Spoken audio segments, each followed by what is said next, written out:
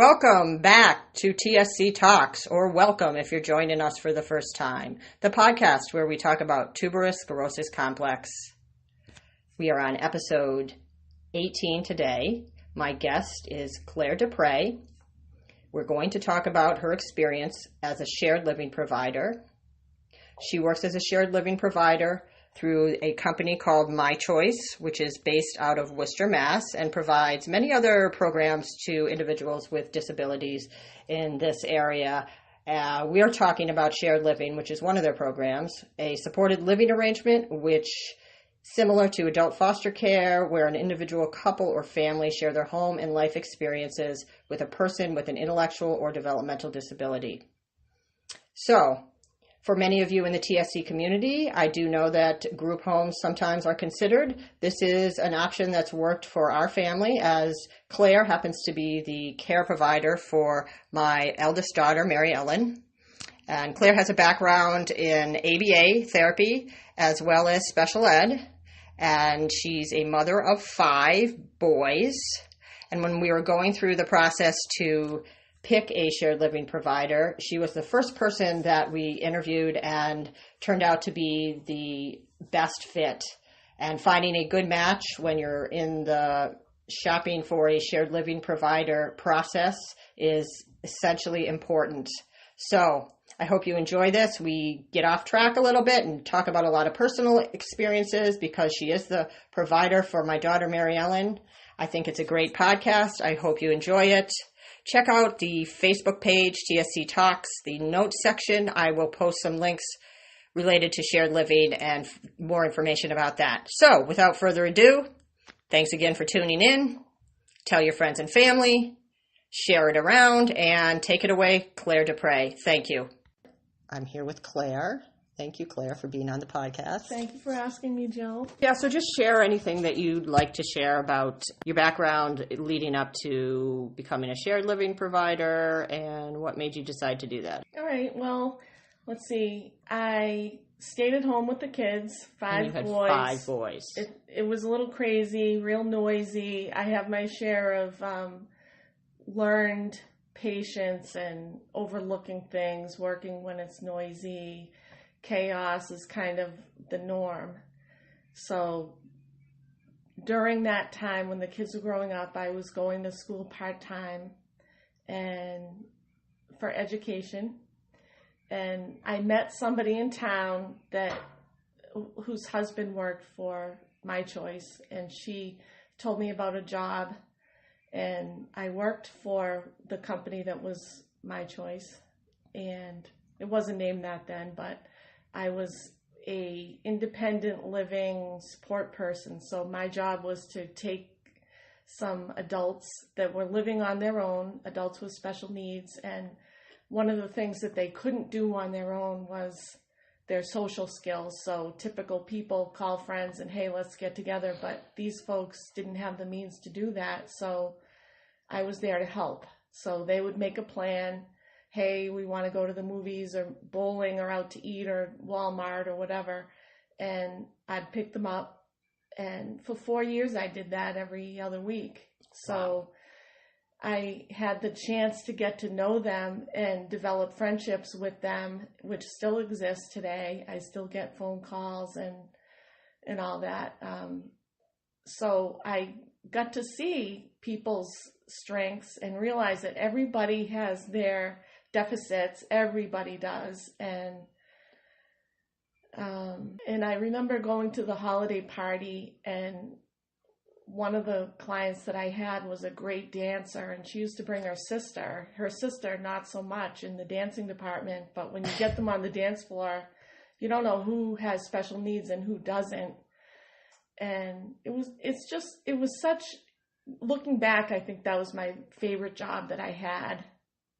It sounds rewarding. It was very rewarding. And my family became part of it because they became part of our lives. And we would do community activities. Well, my family's in the community, so we would bump into my family. And my family got a chance to know these people too. And so they were pretty supportive.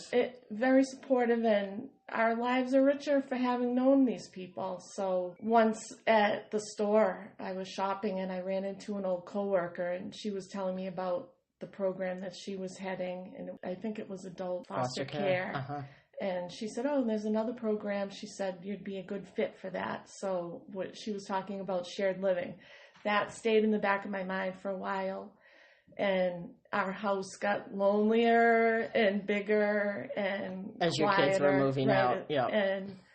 And we talked about being foster parents, and I don't know, there's just a void. So we revisited the idea of shared living. So made the call, and Pam came out and spoke with me. I think she was getting a read on me and seeing if this would even qualify, or if the space would qualify. And she did the walkthrough, took some pictures.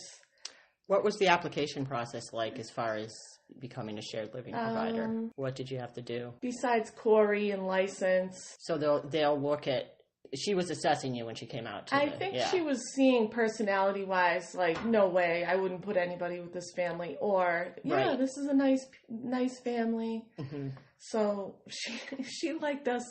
And we knew some of the same people, and I used to work for the company, so it worked out. Which, yeah, it worked out. I mean, some of the nicest people that I know in my life now work at that company. Work at My Choice.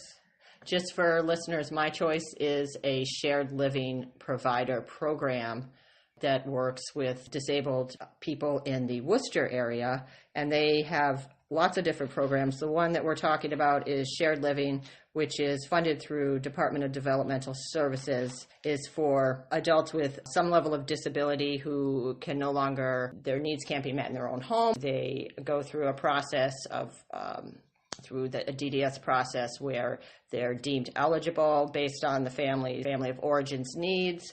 And then once they're deemed eligible, the family goes through a selection process where they are able to interview potential shared living providers and try to find a match.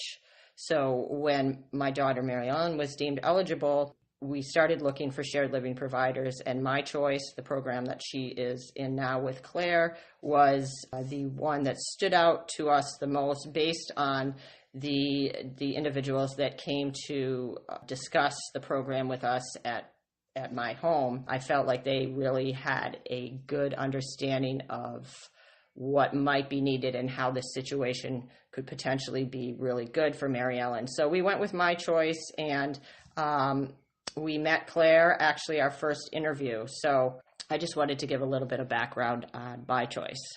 Anyways, let's get back to, so you met Pam and you went through the screening process, and then what happened next?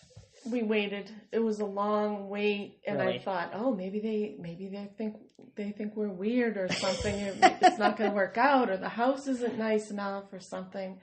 But it turns out there's a cycle because of funding. So once the funding kicks in, then things ramp up a little. We did have one other person come visit before you and MaryEllen. Mm-hmm. It was a mom and dad came to scout things out for the daughter. Oh, really?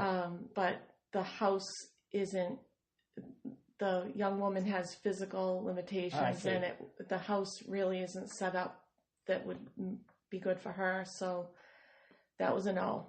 Mm-hmm. And then the next week, you and MaryEllen came, and I think it was a good match. I felt like we connected from the beginning, and MaryEllen definitely liked the setting. I know that was one of her initial concerns was she going to live in a house? And we looked at some inner city placements that just would not have worked out. Being around a lot of a family where there's a lot of activity was something that she was used to, so that seemed good. We had a couple different meetings, didn't we, before we finalized the deal? I think we went from our initial visit to, hey, do we want to proceed? Can MaryEllen stay the night? So she came over on a Friday night and went out with us. We had an outing to go to. She made herself right at home right away, and she came over and started hanging pictures up on the wall. Oh, that's right. Right. And I think I had already in the back of my head thought, yep, this is it. I'm ready to go with this match. But we still had like interviews lined up with other shared living programs. So we had to go through this dance with these other providers. And I knew, I don't want to say we'd gotten lucky because I don't really believe that. But somehow I knew the first Claire and the setting in the first interview that we had was going to be a good fit, at least starting out. So that's kind of how I understood my perception of bringing MaryEllen into shared living. And as a parent, it was a tough thing to do, to let go of the care for someone that I'd been so intensely involved with for 21, 22 years, and to trust another family, another person with the care of my daughter. And for some reason, Claire was able to reassure me, not even in words, just that MaryEllen was in a safe place and she was going to be able to care for her. And it just made everything fall into place in a lot of ways. And I'm not saying it's been easy, but it definitely has been far more positive and what I've come to see as a really good option for people that are struggling with keeping their whatever level of special needs child in their home. I think it's a wonderful program. I think there's always things that can be tweaked, but I'm really grateful for Claire. And I just wanted to ask, so what was it like first time that when MaryEllen moved in? How was that for your family, the whole adjustment? I don't know, because we don't see the whole picture all at once. So it was little pieces at a time. Yeah, that's true. That's a very good point. In fact, I think it'll take probably a while. That's what we're both learning. She's still challenging in certain ways. She makes me think about things I've never thought about before. We have rules for the vacuum now, which I didn't know that would have to have rules. But I'm sorry, I cannot laugh at that. We have 3 rules, and it's pretty important that she sticks to those 3 rules. She can tell you if you ask her, Jill. Oh, that's what funny. They are. Yeah. Well, I went to vacuum yesterday, and she used it last, and I turned it on, and it sounded a little funny. And then I thought, oh, what's up with the vacuum? I hate operating on that, taking the brush off or whatever. But she had sucked up a pair of her underwear and it was entwined in the brush. Well, luckily I could pull that right out. And I emptied the hose and all that, and there's trash. So there's rules that you have to look what you're doing. And I think with a vacuum, you have to be able to hear the sounds that it's making, like, oops, something's wrong, something's stuck. Because I've entwined, a piece of yarn gets stuck up there and forget it. Yep. You spend the next 4 hours cutting yarn off the roller or whatever. She's got to pay attention. And I'd never thought about that. Like, you have to hear what's happening. So your headphones can't be on. I'm assuming that she had headphones on. I don't know. Oh, I'm sure she Or else she was afraid to say, hey, something's up with the vacuum. I'm not going to scream at her, hey, I broke the vacuum. Like, we can figure this out. Oh, yeah, by the way. Yeah, we have rules about the vacuum now. But I didn't know. Right, and how could you? Like the spinning brush thing, I didn't grow up with one of those. I didn't know. To watch out. Don't vacuum under the bed unless you check under the bed first. If there's a sock, there's an issue now. Right. Things that you never would think would come up. Right. So I'm still learning about all these things. And what is your, as far as her managing her care, what are your responsibilities through My Choice? What do they come out and evaluate when they meet with you? They want to see where her money goes. Okay. So how often do they come out? Once a month. So at this point, right, it's once a month. Okay.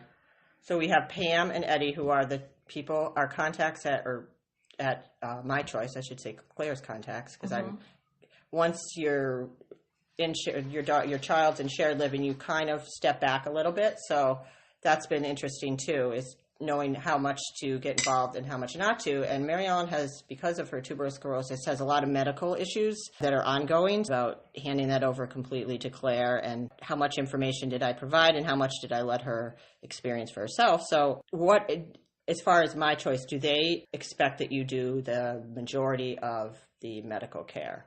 As far as... No one ever told me that, but I do